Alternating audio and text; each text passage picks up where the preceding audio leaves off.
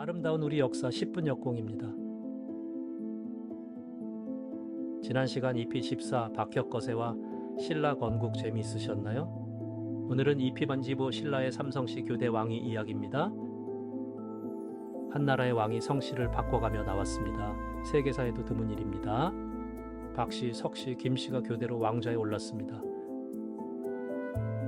보통은 한 가문이 권력을 독점하는 게 일반적인 모습입니다. 그런데 신라는 무려 세 성씨가 돌아가며 왕위를 이었습니다. 이 기묘한 구조 뒤에는 신라만의 독특한 사연이 숨어 있습니다. 신라는 처음부터 강력한 중앙 왕권을 가진 나라가 아니었습니다. 6부족이 모여 만든 연합체에서 시작된 작은 나라였습니다. 이 6부족을 사료에서는 육부라고 부르고 있습니다.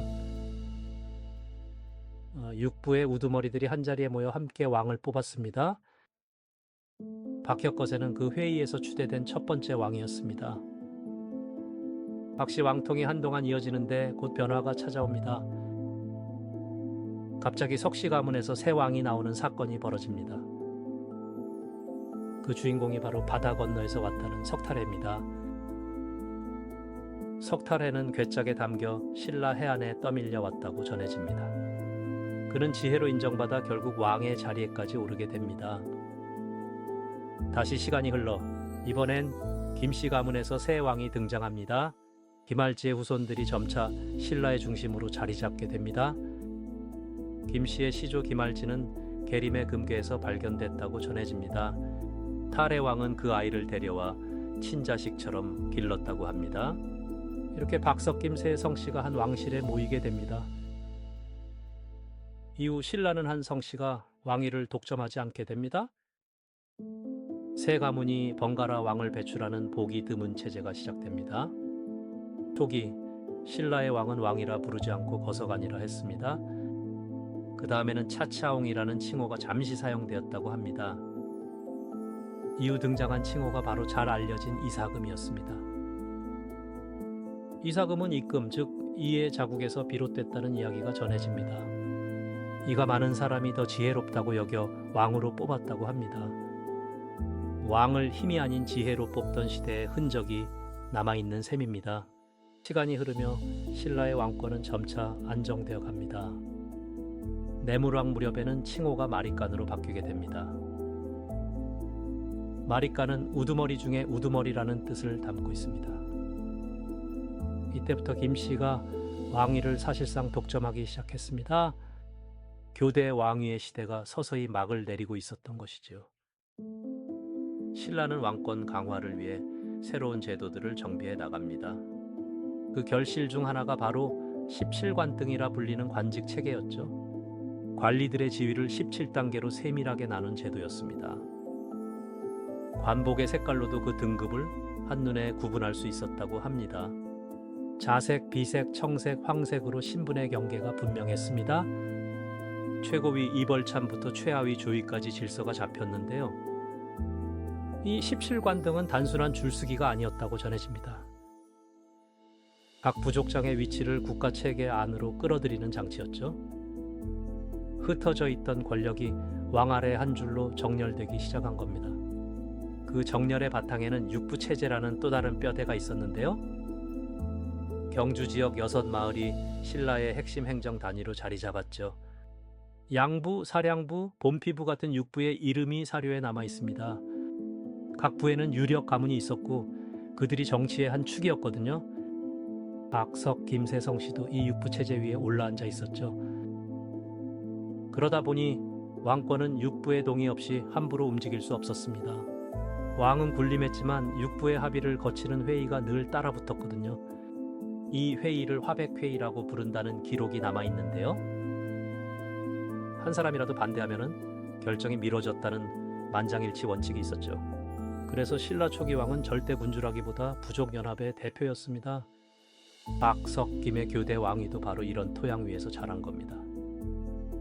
한 가문이 독주하면은 다른 가문이 견제하는 구조였거든요. 그러다 보니 세 성씨가 번갈아 왕위를 잡는 그림이 나왔던 거죠.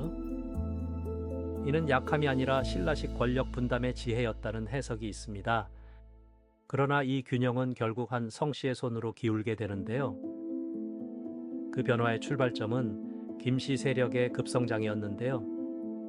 김씨는 경주 분지의 농경 기반을 빠르게 장악해 갔거든요. 근데 여기서 진짜 이상한 일이 벌어집니다. 13대 미추 이사금이 김씨 최초의 왕으로 등장한 겁니다. 그런데 미추 이후 다시 석씨가 왕위를 가져갔거든요. 이 흐름은 마치 새 세력이 줄다리기 하는 모습이었죠. 그러다 17대 내물 마리깐 시대에 큰 변곡점이 옵니다. 내물 이후 김씨는 사실상 왕위를 독점하게 되거든요. 그 사이 칭호도 이사금에서 마리깐으로 바뀌었는데요.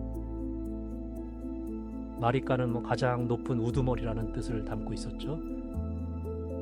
왕의 지위가 부족장에서 군주로 격상된 흔적이었거든요. 그러다 보니 새 성씨 균형도 서서히 무너졌던 거죠. 그런데 사료를 꼼꼼히 보면 이야기가 달라집니다. 삼국사기는 박, 석, 김 교대를 자연스러운 흐름으로 적었거든요. 그러나 실제로는 치열한 협상과 충돌의 결과였다는 해석이 있습니다. 각 성씨는 독자적 군사력과 제사권을 쥐고 있었던 거죠. 왕이 되려면은 결국 다른 두 성씨의 동의가 필요했거든요. 이런 합의 구조가 신라를 오래 버티게 한 힘이었죠. 고구려 백제와 달리 신라는 1000년 가까이 이어졌거든요. 그 장수의 비결 중 하나가 바로 이 삼성씨 체제였던 겁니다. 그런데 사료를 꼼꼼히 보면 이야기가 조금 달라지는데요. 삼성씨 교대가 늘 평화롭게만 진행된 건 아니었거든요. 삼국사기에는 왕위 계승을 둘러싼 갈등 흔적이 남아 있는데요. 특정 성씨가 연속으로 왕위를 차지한 시기도 분명히 존재했죠. 김씨 가문은 후반으로 갈수록 왕위를 거의 독점하게 됐고요. 박씨와 석씨는 서서히 권력 중심에서 밀려나기 시작했는데요. 그래도 박씨는 신라 말기에 다시 왕위를 잠시 되찾기도 했죠. 신덕왕 경명왕 경혜왕이 다시 박씨 출신 왕으로 등장했거든요. 이거는 삼성씨의 정치적 균형이 끝까지 살아있었다는 증거죠. 한 가문이 모든 걸 가져가지 못하게 막는 장치였던 셈이고요. 이런 구조 덕분에 신라는 내부 분열을 비교적 잘 막아냈는데요. 고구려나 백제에서는 왕족 내부 갈등이 멸망의 단초가 됐거든요. 반면 신라는 여러 가문이 권력을 나눠 가지는 전통이 있었죠. 화백회의라는 만장일치 합의 기구도 그 연장선에 있었고요. 왕 한 사람의 독단으로는 큰 일을 결정하기 어려운 구조였죠. 그래서 신라의 결정은 느렸지만 한번 정해지면 단단했는데요. 이 합의 정치 전통이 삼국 통일의 밑바탕이 됐다는 평가도 있죠. 그리고 그 출발점에 바로 삼성씨 교대 왕위가 놓여 있었던 겁니다. 박혁거세에서 시작된 이 시스템이 천년 신라를 떠받친 셈이고요. 이제 이사금과 마리깐이라는 칭호 변화를 따라가 보겠습니다. 이사금은 입금, 즉 치아 자국이라는 뜻인데요. 치아가 많은 연장자가 왕이 된다는 발상이었거든요. 왕이라는 절대권위 대신 부족장 연합의 흔적이 남은 거죠. 이사금 칭호는 3세기까지 신라 왕을 부르던 말이었고요.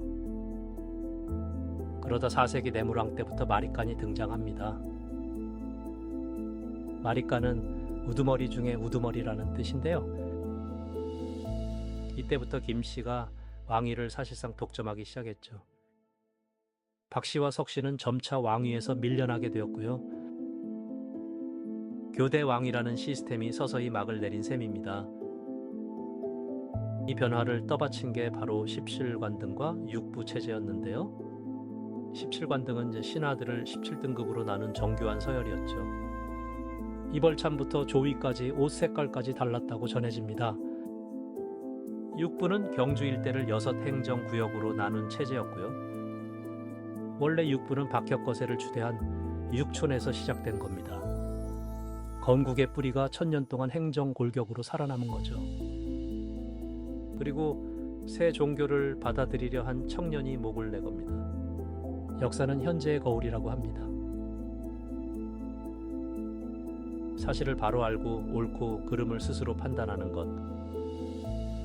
그게 우리가 역사를 공부하는 진짜 이유 아닐까요? 구독과 좋아요, 알림 설정 잊지 마세요.